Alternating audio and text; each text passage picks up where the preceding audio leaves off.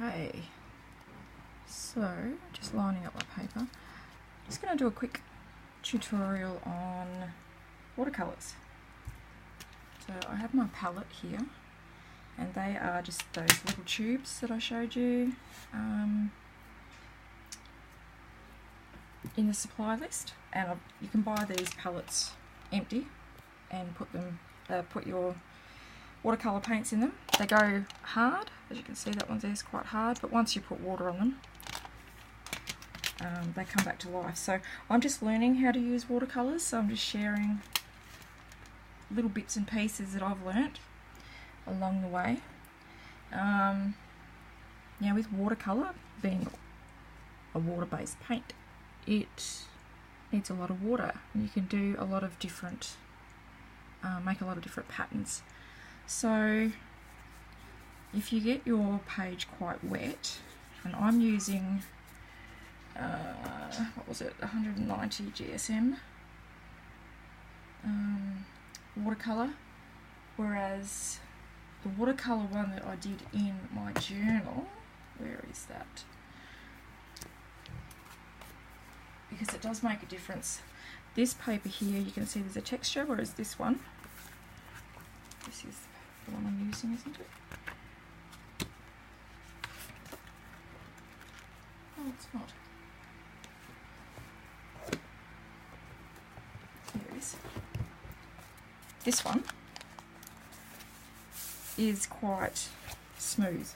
I don't know if you can see that one. This one here's got a lot of tooth in it, whereas this one's smoother. So that's 190 GSM, and it's quite absorbent, but it is watercolour paper. It's from the cheap shop. Whereas this one is a mixed media journal, and it's also 190, but because it hasn't got as much tooth, it was quite nice to work on. But I'll show you on this one. So you can wet your paper as such, or a little spray bottle, again from the cheap shop, just got water in it, and just spray your page like that, and then smooth it around with your brush and saturate your page. That's why we like to have some durable paper, because you do give it a bit of a hammering. So I'm just going to smooth that out, and I've got my nice soft brush. A little bit more water. It's good to have 2 containers of water when doing watercolour. One being your clean water, and the other one's to wash your brush out in. And I did forget to show you in my supply list these new little things that I've been playing with. I haven't used them a lot, and they are watercolour brushes, and you can get different tip sizes. Get this one off so you can see they're different. That's for fine writing, and this one's a bit thicker. And you just screw that off and put water in the chamber. I presume you could put coloured paint in there as well. I haven't played around with it much, but yeah, they're quite handy to use too. So they were a more expensive brand. I've forgotten what brand they are. I got them off the internet, but this one was just a cheap one that I got from the cheap shop. And I haven't really noticed much difference yet, except that doesn't come up very clean. And cleaning wise, they're quite easy. You just squeeze them to get some water out and just wipe it on you. As you can see, that's a well loved hand towel. Alright, now my paper's dried out. Spray our paper, choose the colours that you want to use. So I think I'm going to do a blue. This is, I think it's a cobalt blue. That's how you say it correctly. I know the colours, I'm not very good with the pronunciations. Water. And as you can see, I don't know if you can see that, the more water you put on, the different effect you get. See how it runs? It just does its own thing. It's beautiful. I really like watercolours. and you can create, you know, create different patterns like that. And the wetter you have your page, the water just runs, the colour runs with the water. Okay, so I might put a little bit of a green in there as well.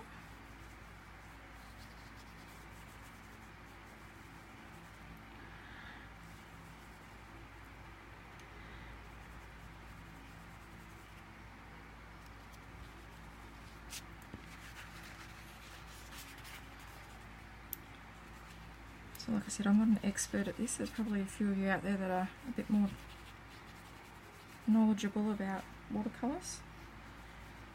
But it's good to have a play. Don't restrict yourself. Don't be, oh, I don't know how to do this. Just get and have a play and see what you can do. Art journaling's for you. It's not for anyone else. Excuse my birds, I've got some budgies and they're very loud.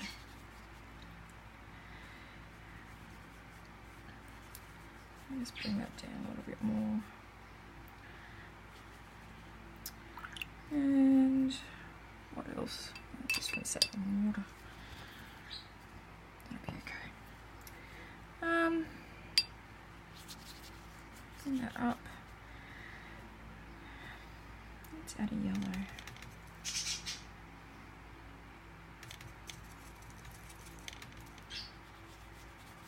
To that.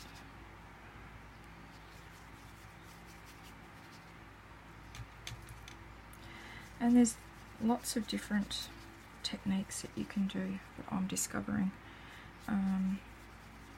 YouTube, I'm sure you all know, is a treasure trove for these sorts of things. So many people out there sharing their knowledge. It's going to make that green a bit darker. Grab some more water, let him have a bit of a run and a play. Look at that. Nice. And some more yellow.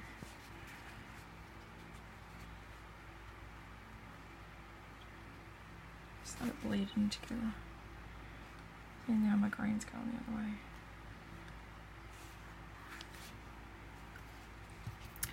So I'll show you another trick. So that's basically with the watercolours.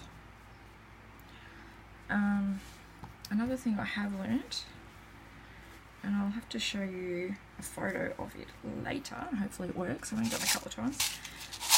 This is rock salt. I just got in a little yogurt container. And if you sprinkle that onto the bits where it's quite damp, the salt draws the colour and creates a really nice pattern. So you'd have to do it where you've put a fair bit of paint. It may not show up, it'll probably show up in the green. I'm not sure about the other colours though. But you can do it as dark as you want. I mean, it's a background, so it's not going to be your focal point of your page. But like I said, have a play. You know, and if you don't like it, you can always use it for decoupage later, or you'll always find useful mistakes in art journaling,